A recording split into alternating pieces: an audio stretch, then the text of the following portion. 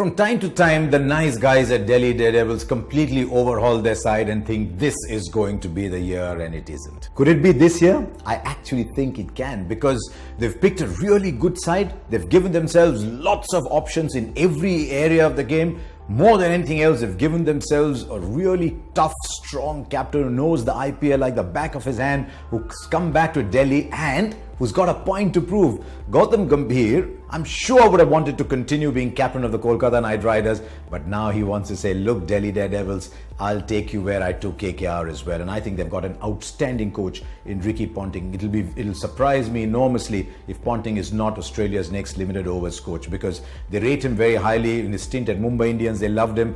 The only question is, these are two strong personalities, and how do they gel? That is going to be the key for Delhi Daredevils. They've also given themselves lots of pace bowling.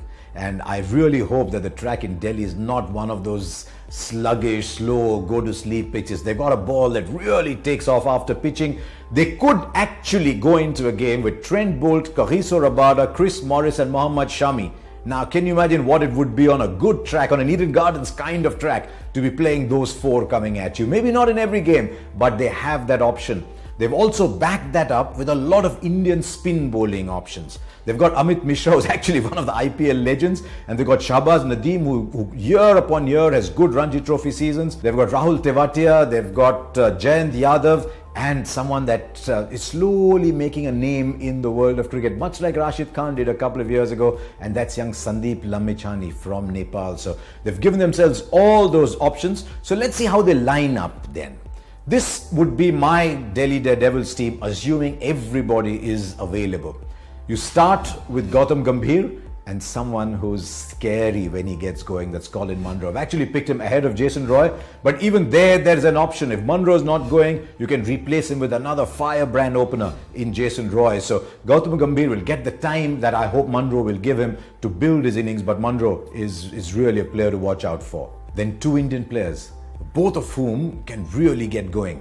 I think Rishabh Pant will bat at 3, and I hope he leaves behind his troubles as an India player and just comes and expresses himself. I have no idea why they made him captain of Delhi, but here at Delhi Daredevils, just a junior player, keeper, licensed to go and bat, and then Shreyas Iyer at number 4 can play two roles. He can either keep going or he can hold it, maybe play a 120, 125 strike rate for a while, because he's got Rishabh Pant on one side, he's got Glenn Maxwell on the other, and wow, if you got something like that, that's brilliant. And then they've got Vijay Shankar. India tried to use Vijay Shankar as a seam bowling all-rounder, which he isn't. Vijay Shankar is a batsman who'll contribute a little bit with the ball, and so I think Vijay Shankar at number 6 contributes a very, very dynamic, creates a very dynamic top 6, and then you've got a finisher like Chris Morris to follow. So I think this top 7 is as good as any. Then they can choose between Trent Boult and Kagiso Rabada.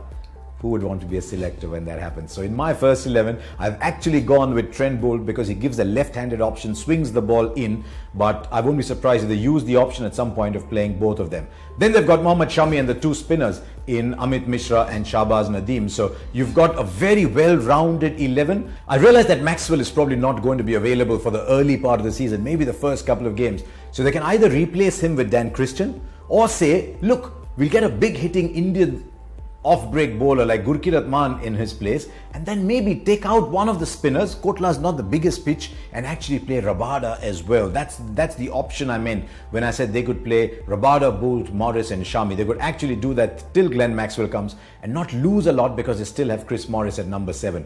I think it's a really well-balanced lineup. Something happens to Rishabh Pant, they've got Naman Oja, they've given themselves all kinds of options. Sometimes too many options is not good, but they've got a very experienced coach and a very experienced captain who will know how to keep the mood up. I'm quite bullish on Delhi Daredevils this year. Right, player to watch out for.